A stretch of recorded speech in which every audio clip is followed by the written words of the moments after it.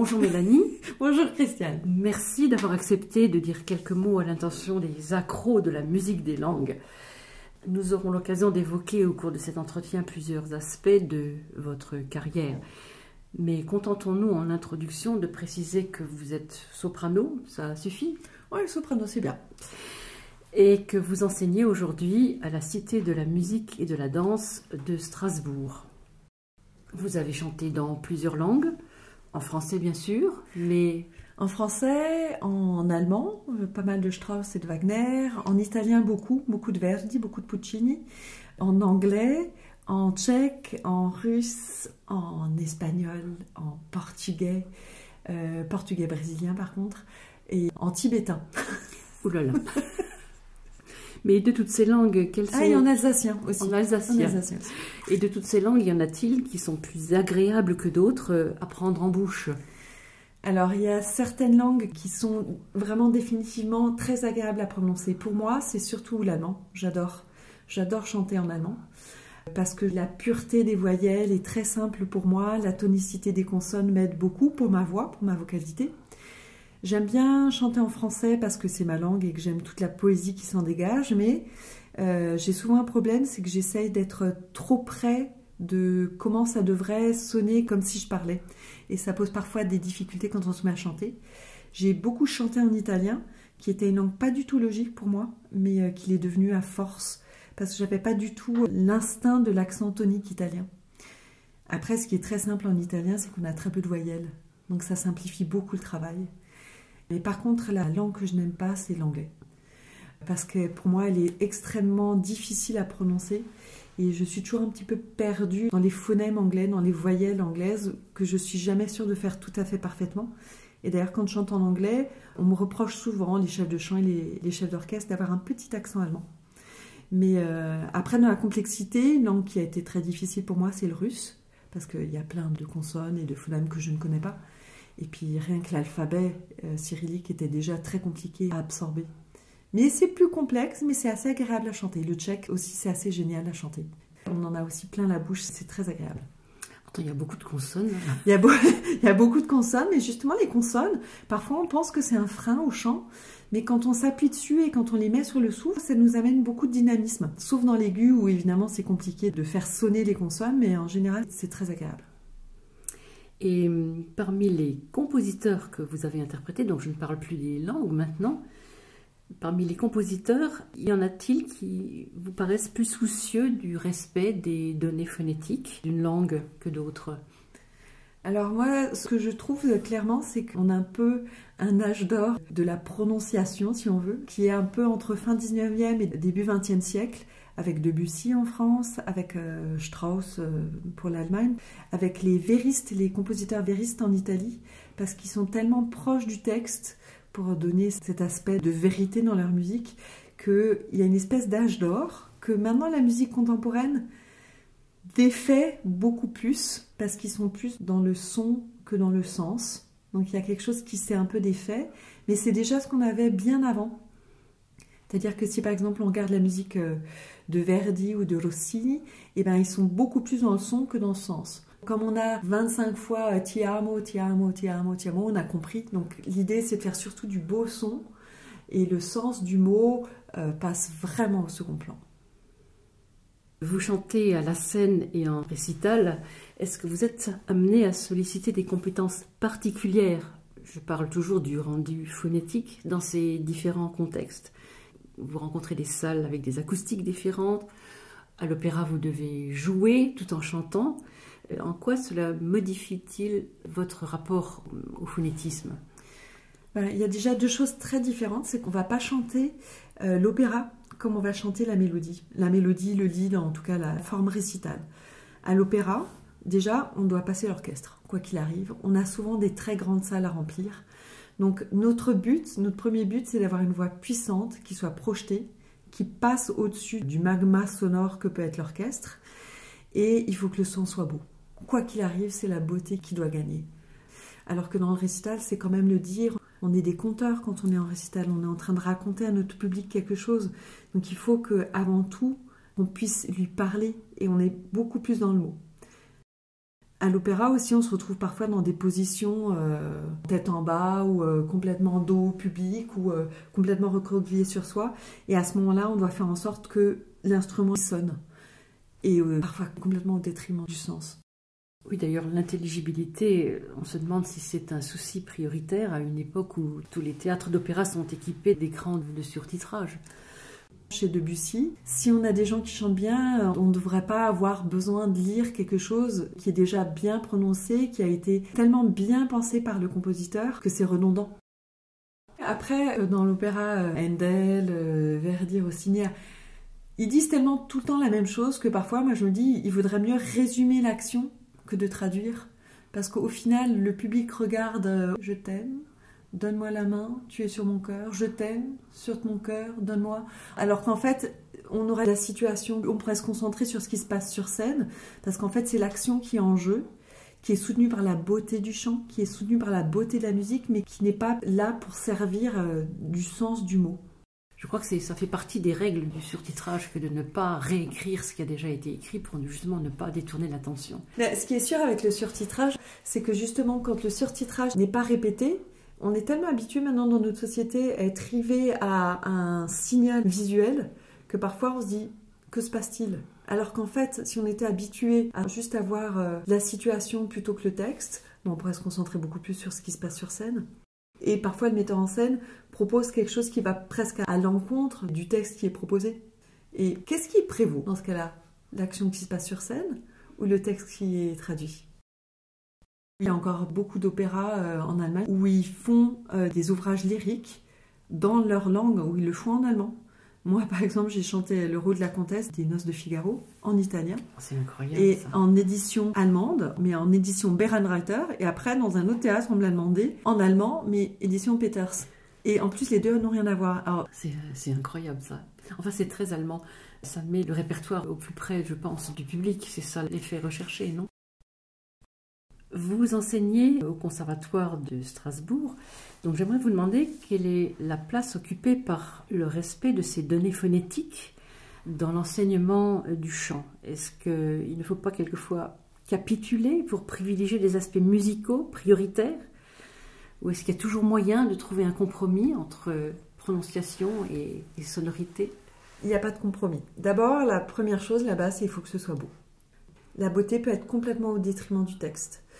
Ce qu'il y a, c'est que chaque personne a un peu la voyelle dans laquelle il va se sentir bien, qui va être la plus performante pour lui. En général, il y a 3 types. Il y a le I, le A et le OU.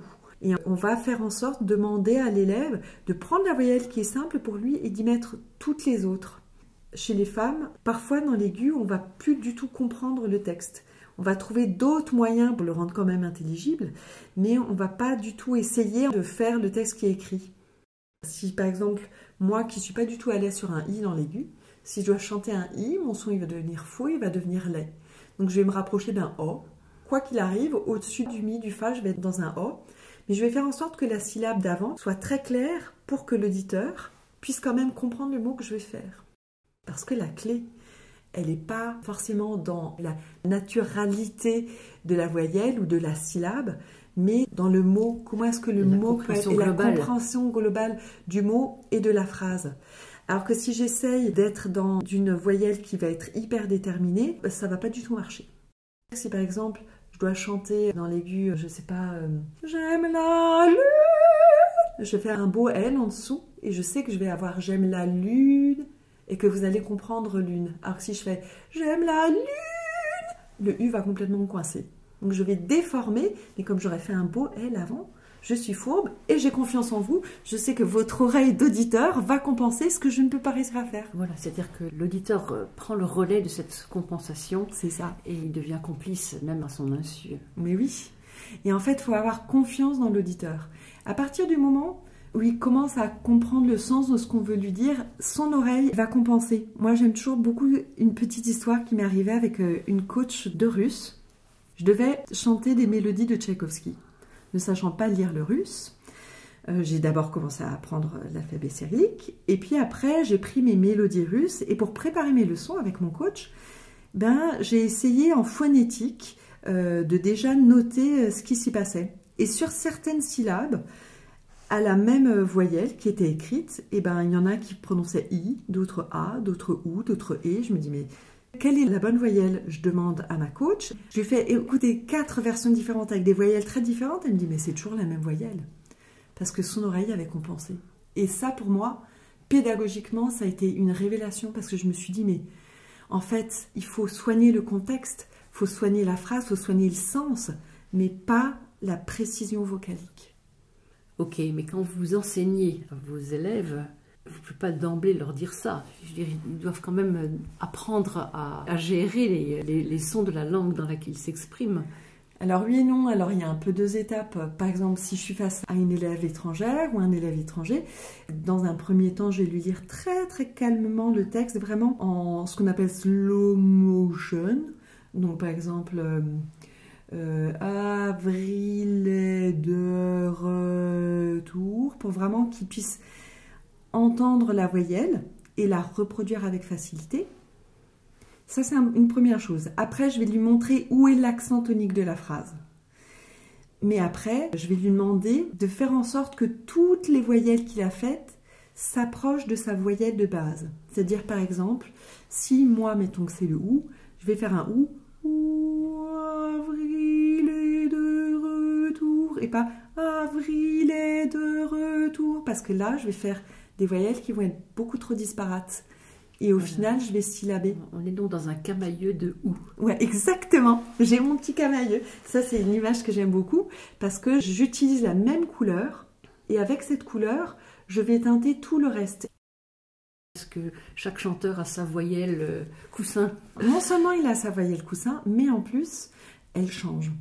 Moi, par exemple, au début, la voyelle qui m'était très facile, c'était le OU. Et maintenant, j'adore le I. Parce que ma musculature a changé. Parce que j'ai trouvé d'autres endroits de résonance qui me sont plus agréables que ça ne l'était au début. Et donc ça peut changer, ça? En fonction de là où on est dans sa voix, de sa progression vocale, et en fonction de la tessiture dans laquelle on est. Par exemple, on peut avoir chez quelqu'un un I qui sonne super bien dans le médium, mais qui ne sonne pas du tout dans l'aigu. Donc, typiquement, très souvent, dans l'aigu, on va chercher des sons plus couverts, plutôt des OU que de IA. Dans le répertoire italien, on va carrément jusqu'à changer le texte pour faire en sorte que « Ah, ben toi, là c'est le I qui t'arrange, alors au lieu de faire « Ah, mio cor », tu vas faire « Si, mio cor », parce que ça sonnera mieux. Chez certains compositeurs, on peut se le permettre, pas chez tous, évidemment. Alors comment vous faites quand vous avez des étudiants étrangers? Parce que là, vos références, elles parlent très bien un français, mais les références sont différentes pour un étranger. Ce qui est déjà très complexe, c'est de comprendre sa langue à lui. Parce que quand je travaille avec un élève étranger, d'abord, j'essaie de voir qu'est-ce qu'il connaît en tant que phonème. Alors, les consonnes, on en fait très vite le tour, parce qu'en fait, c'est une histoire de tonicité, et puis c'est très facile de dire à un élève, ok, alors le T, en allemand, tu vas le faire plutôt un peu plus en arrière, un français, tu vas le faire plus en amont. On peut trouver des petites choses comme ça. Mais au niveau vocalique, c'est plus complexe. Et avec les élèves étrangers, j'essaie de me dire, ok, alors qu'est-ce que tu as comme voyelle, toi, dans ta langue? On se rend compte en français qu'on a une palette vocalique incroyable, hyper vaste. Et en général, j'ai plus de voyelles, moi, dans ma langue française, que mes élèves étrangers n'en ont. Donc je repère, ok, alors tu sais faire le I, tu sais faire le A, tu sais faire le OU et tu sais faire le O. Donc il faut t'apprendre tout le reste. Là, j'ai des élèves géorgiennes, eh ben, elles ne connaissent pas le E. Alors, ok, on part du E, parce que c'est la plus proche. Le E, ben maintenant, tu vas ouvrir un peu la bouche et ça va te mener vers le E. En phonétique, on va l'écrire comme ça. Donc, en fait, c'est l'inverse de la méthode précédente. Tout à l'heure, on partait de quelques voyelles qu'on nuançait en camailleux, et là, c'est le contraire. On part d'une voyelle qu'on connaît et on essaye d'en placer d'autres. L'idée, c'est que je mette tout sur la table. Je vais mettre toutes les voyelles sur la table, leur donner un nom, leur donner une place physique, expliquer aux élèves exactement comment cette voyelle doit fonctionner. Et après, une fois que j'ai fait ça, je peux toutes les mélanger dans mon camailleux. Je vais toutes les mettre dans cette voyelle de base. Donc on met les outils sur la table et après, on fait notre espèce de petite cuisine pour faire en sorte que ça sonne bien. Et est-ce que parmi vos outils, vous utilisez l'alphabet phonétique international? Ah ouais, j'adore. J'ai eu beaucoup de chance. La première professeure de chant qui adorait ça, Elle était d'ailleurs presque plus professeure de phonétique que de chant, je dirais. Et elle me l'a appris, elle me l'a transmis et je l'utilise beaucoup. Parce qu'en fait, ça me permet d'avoir une écriture extrêmement précise dès que je suis face à une langue que je ne connais pas. C'est un outil qui malheureusement n'est pas enseigné maintenant dans les conservatoires. Enfin, c'est incroyable ça. Je trouve que ça devrait même faire partie de ce qu'on apprend en formation musicale. Après tout, ce sont des sons comme d'autres. Et il est aussi important de savoir distinguer un A d'un A qu'un si bémol d'un si bécard. Ah bah complètement. Mais c'est pas du tout fait. Et surtout, ça fait perdre beaucoup de temps quand on ne sait pas le faire. En fait, c'est difficile. Hein. Franchement, c'est un outil qui demande de la rigueur. Mais une fois qu'on le sait... ça fait gagner tellement de temps. Je crois qu'il est temps qu'on aille vers la fin. J'ai une dernière question. Vous êtes allé récemment en Chine à l'invitation du conservatoire de Pékin. Est-ce que vous avez déjà trempé la langue dans du chinois? Parler ou chanter? Non. Non, je ne comprends pas du tout le chinois. Et d'ailleurs, c'était extrêmement agréable d'être dans un pays où je ne comprenais rien. Mais ce qui est intéressant, c'est que moi j'ai l'habitude de temps en temps m'amuser à parler le gromlo, donc en langage imaginaire. Et à la fin de mon séjour en Chine, j'étais tout à fait capable de faire un langage imaginaire parce que j'ai adopté un peu leur phonème, leur façon de faire. Et ce qui était pour moi très marquant, c'est que je voyais que tous les élèves que j'ai eus avaient un peu la même difficulté vocale, le même défaut technique qui est dû à leur langue. Parce qu'ils avaient un peu de façon récurrente le même problème. Et ça, c'était intéressant de le noter, de comprendre que la langue qu'on parle, avec laquelle on est né, qui nous a fait grandir aussi toute une musculature. Il a été scientifiquement prouvé que le palais, par exemple, dans la bouche, a été formé par la langue avec laquelle on a grandi. On n'a pas tous la même configuration palatale et que ça, c'est dû à comment notre langue a appuyé dessus quand on a grandi. Et donc, il y a des phonèmes qui nous sont très difficiles à faire. Et pour eux, il y a des phonèmes qui sont très difficiles à faire dans notre langue. Eh bien, merci Mélanie pour ces magnifiques informations. Et puis peut-être à une autre occasion dans la musique des langues. Avec plaisir.